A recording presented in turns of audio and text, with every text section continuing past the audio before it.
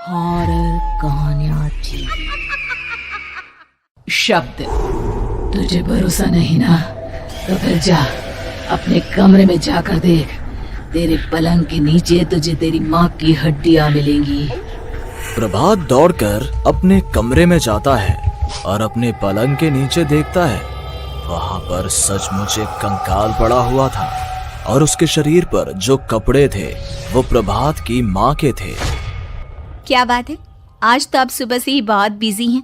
ऐसा क्या लिख रहे हैं? बस एक फैमिली की कहानी लिख रहा था। जैसे हमारी फैमिली है ना, तुम, माँ और मैं, लेकिन थोड़े अलग तरीके से, क्योंकि ये कहानी हॉरर है और इसमें जो आदमी है ना, मैंने उसकी बीवी को मार दिया है। मतलब कहानी में ऐसा लिखा है। और जानती हो, उसके बाद जो बीवी है ना, वो एक बुरी आत्मा बन जाती है। क्या बेटा, इस तरह की डरावनी कहानियां क्यों लिखता है तू? जानता है ना, हम जो सोचते हैं, जो लिखते हैं, हमारा दिमाग पूरा दिन वैसा ही होता रहता है। माँ, परेशान होने वाली क्या बात है? राइटर हूँ मैं, मेरा तो काम है कहानियां लिखना। और वैसे भी ये सिर्फ एक कहानी है माँ, कोई सच नहीं है। उसके बाद कुछ दिन बीत जाते हैं। एक रात प्रभात को अपने ऑफिस से लौटने में देरी हो जाती है। रात के लगभग 12 बजे हुए थे।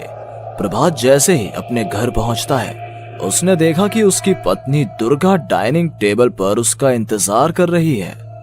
आ गए आप? कब से आपका इंतजार कर रही थी। देखिए ना, खाना भी ठंडा हो गया है।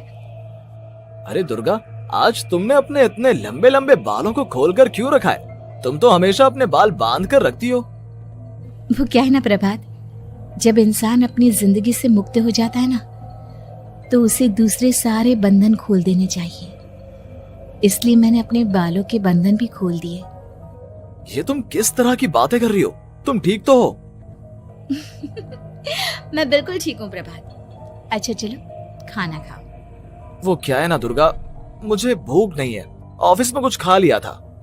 कोई बात नहीं, मैं तुम्हारे लिए एप्पल काट देती हूँ, एप्पल खा लो। नहीं दुर्गा, मुझे नहीं खाना है, मेरा मन नहीं है यार। तभी अचानक से दुर्गा अपने हाथ में एक बड़ा सा चाकू लेकर प्रभात पर हमला कर देती है। प्रभात अपने आप को बचाने की कोशिश करता है। आज मैं तुझे नहीं छोड़ूंगी, तुझे अपने साथ लेकर जाऊंगी अपनी दुनिया में। ये क्या बोल रही हो तुम? तुम्हारा दिमाग खराब हो गया है। आखिर तुम हो कौन? दुर्गा अपनी गर्दन टेढ़ी करते हुए बोलती है। मैं दुर्गा हूँ, तुम्हारी पत्नी। ध्यान से देखो मेरी आंखों में। प्रभात बुरी तरह से डर जाता है और घबराहट में वो चाकू अपनी पत्नी के पेट में मार देता है। उसकी पत्नी की वहीं के वहीं मौत हो जाती है और उसकी चीख की आवाज सुनकर उर्मिला दौड़ते हुए बाहर आती है। ये तूने क्या किया प्रभात? तुमने अपनी पत्नी का खून कर दिया। लेकिन तू तो उसे बहुत प्यार करता था बेटा। तूने बहू को क्यों मार डाला? माँ, ये आपकी बहू नहीं थी, इसके अंदर कोई बुरी आत्मा घुसाई थी। मैं नहीं जानता ये सब कैसे हो गया, लेकिन वो मुझ पर हमला कर रही थी, मुझे मारने की कोशिश कर रही थी। माँ, मैंने कुछ नहीं किया। ये तूने क्या कर दिया बेटा? दुर्गा ने मुझे कहा था कि वो तेरी कहानी को उस कैरेक्टर की तरह एक्टिंग करके तुझे डराने की कोशिश करेगी। अरे वो तो तेरे साथ मजाक कर रही थी। हे भगवान, ये क्या हो गया? इसका मतलब दुर्गा। लेकिन माँ, मैंने जो कहानी लिखी थी उसमें भी ऐसा ही हुआ था।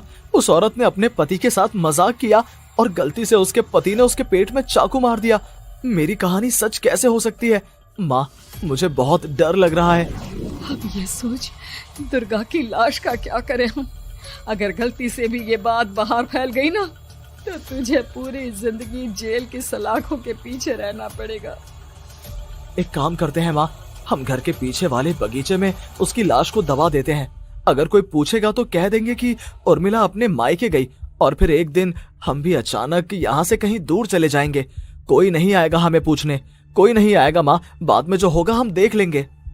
प्रभात अपनी माँ उर्मिला की मदद से दुर्गा की लाश को अपने घर के बगीचे में गाड़ देता है। कुछ दिन तो ऐसे ही बीत जाते हैं, लेकिन एक दिन अचानक रसोई से आ रही कुछ आवाजें सुनकर प्रभात की नींद खुलती है।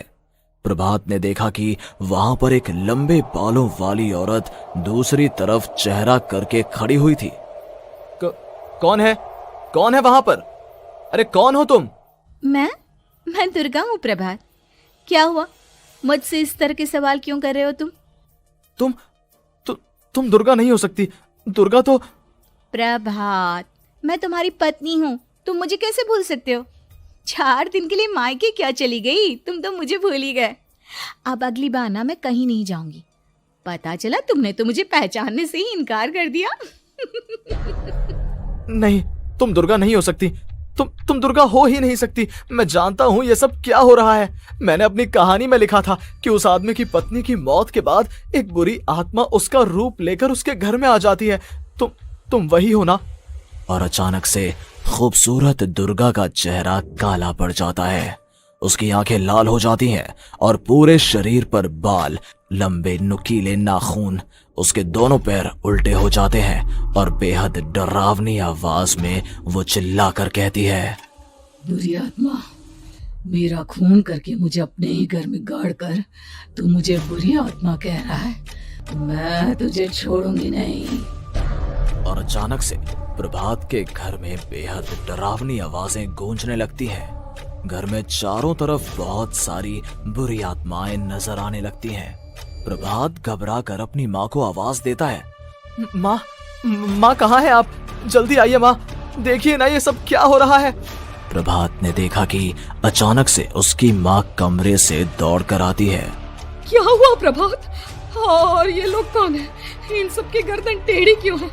इनके बाल खुले हुए। प्रभात, ये सब लोग तो मुझे मरे हुए नजर आ रहे हैं। हाँ माँ, ये सब लोग मरे हुए ही हैं और ये ठीक वैसा ही हो रहा है जैसा मेरी कहानी में हुआ था। लेकिन मेरी कहानी के हिसाब से तो आप भी। अचानक से उर्मिला का रूप बदल जाता है। वो भी एक डरावने साए की तरह बन जाती है और बेहद डरावनी आवाज में चिल्ला चिल्ला कर कहती है, मर गई तेरी माँ। जानता है, कल रात जब तू सो रहा था ना, तो मैंने उसके शरीर का सारा खून पी लिया। अब बस हड्डियां बची है उसके शरीर में। नहीं, ऐसा नहीं हो सकता। ऐसा बिल्कुल नहीं हो सकता। मेरी माँ नहीं मर सकती। तुझे भरोसा नहीं ना? तो फिर जा, अपने कमरे में जाकर देख। तेरे पलंग के नीचे तुझे तेरी माँ की हड्डियां मिलेंगी। प्रभात दौड़कर अपने कमरे में जाता है और अपने पलंग के नीचे देखता है। वहां पर सचमुच एक कंकाल पड़ा हुआ था और उसके शरीर पर जो कपड़े थे वो प्रभात की माँ के थे। माँ, अब मुझे कुछ करना पड़ेगा। लेकिन मेरी कहानी में लिखा था कि माँ की मौत मेरे हाथों से होगी, पर माँ तो पहले ही मर चुकी है और वो बुरी आत्मा मुझे भी मार देगी। नहीं नहीं, इससे पहले कि वो मुझे कुछ करे, मुझे उसका काम खत्म करना होगा। प्रभात अपने हाथ में बड़ा सा चाकू लेकर उस बुरी आत्मा पर हमला कर देता है जिसने प्रभात की माँ का रूप लिया हुआ था, और अगले ही पल वो नीचे गिर जाती है और उसके शरीर से खून बहने लगता है। ऐसा नहीं हो सकता। एक बुरी आत्मा के शरीर में तो खून होता ही नहीं है। तो क्या सच में मैंने अपनी माँ को मार दिया? लेकिन अभी कुछ देर पहले तो फिर वो कंकाल किसका है? और ये कौन है? मैं पागल हो जाऊंगा। और अपनी माँ की लाश, इसका मैं क्या करूं? लोग पूछेंगे तो मैं क्या जवाब दूंगा? तभी वहां पर दुर्गा का रूप लेकर जो आत्मा थी उसने प्रभात से कहा, गाड़ दे अपनी माँ को ले जाकर उसी जगह जहाँ तूने मेरा खून करके मुझे गाड़ दिया था। जा, चला जा। घबराया हुआ प्रभात पागलों की तरह अपनी माँ की लाश को लेकर बगीचे में गाड़ देता है। प्रभात की हालत पागलों जैसी हो जाती है। वो अपने आप को अपने घर में बंद कर लेता है। कहानी के हिसाब से तो आगे ये हुआ था कि कहानी लिखने वाले ने उन बुरी आत्माओं से डरकर आत्महत्या कर ली थी। तो क्या मैं भी मर जाऊंगा? क्या मैं भी आत्महत्या कर लूंगा? एक काम करता हूँ, मैं अपनी कहानी का अंत बदल देता हूँ। हाँ, ये मैंने पहले क्यों नहीं सोचा। मैं लिख दूंगा कि कहानी को लिखने वाला आत्महत्या नहीं करता, बल्कि कहीं दूर जाकर नए सिरे से अपनी जिंदगी शुरू करता है। यही सोचकर प्रभात ने अपनी लिखी हुई कहानी को बाहर निकाला और उसे पढ़ना शुरू किया। ये देखकर वो हैरान रह गया कि कहानी का क्लाइमैक्स तो किसी ने पहले ही बदल दिया था। ये क्या? इसमें तो लिखा हुआ है कि आखिर में उस लेखक की पत्नी और माँ दोनों बगीचे में जिंदा दफन थे। बुरी आत्माओं ने उनको कैद करके रखा था और वो लेखक अपनी माँ और पत्नी दोनों को जिंदा बाहर निकाल लेता है। लेकिन ये सब लिख किसने दिया? प्रभात दौड़कर बगीचे में जाता है और वहां पर खुदाई करना शुरू कर देता है। प्रभात देखता है कि वहां पर लकड़ी के 2 बड़े संदूक हैं और उनके अंदर से आवाजें आ रही हैं। प्रभात, प्रभात बचा लो मुझे, अगर थोड़ी देर और हो गई तो वो मुझे छोड़ेगी नहीं। बेटा देखो, मैं इस बक्से के अंदर बंद हूँ, प्लीज मुझे बाहर निकालो, वो बुरी आत्मा किसी भी वक्त मुझे मार डालेगी। प्रभात वो दोनों बक्से बाहर निकालता है और अपनी पत्नी और माँ दोनों को आजाद करवा लेता है। लेकिन तभी वहां पर अचानक से एक बेहद डरावनी और खौफनाक दिखने वाली औरत आ जाती है। तुझे क्या लगा था इतनी आसानी से अपनी पत्नी और माँ को बचा लेगा? बस 5 मिनट और उसके बाद अमावस का चांद आसमान में आने ही वाला है।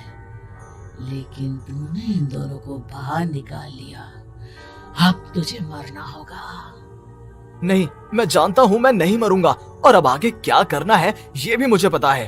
प्रभात, ये बहुत खतरनाक है, हमें मार डालेगी। प्रभात, चलो यहाँ से। नहीं दुर्गा, अब मुझे अच्छी तरह से पता चल चुका है कि इस बुरी आत्मा से हम कैसे पीछा छुड़वा सकते हैं। और इतना कहकर प्रभात अपने हाथ में पकड़ी हुई सिंदूर की थैली उस बुरी आत्मा के ऊपर उछाल देता है। कुछ ही देर में वो जमीन पर गिरकर राख में बदल जाती है। ये सब क्या हो रहा था बेटा? ये सब तुम्हारी लिखी हुई इस कहानी की वजह से हुआ है ना? नहीं माँ, पहले मुझे भी ऐसा ही लगा, लेकिन बाद में पता चला कि बरसों पहले हमारे इस बगीचे की जमीन के अंदर किसी को जिंदा गाड़ दिया गया था और बस उसी औरत की आत्मा हमें परेशान कर रही थी। उसी ने मेरे शब्दों में जान डालकर उस कहानी को जिंदा कर दिया था। मुझे माफ कर दो प्रभात, मैंने आपकी कहानी के साथ छेड़छाड़ की थी और उसे बदल दिया था। माफी मांगने की जरूरत नहीं है दुर्गा, तुम्हारे उस बदलाव की वजह से ही आज हम सब जिंदा हैं, क्योंकि आखिर में कहानी में वो हुआ जो तुमने लिखा था।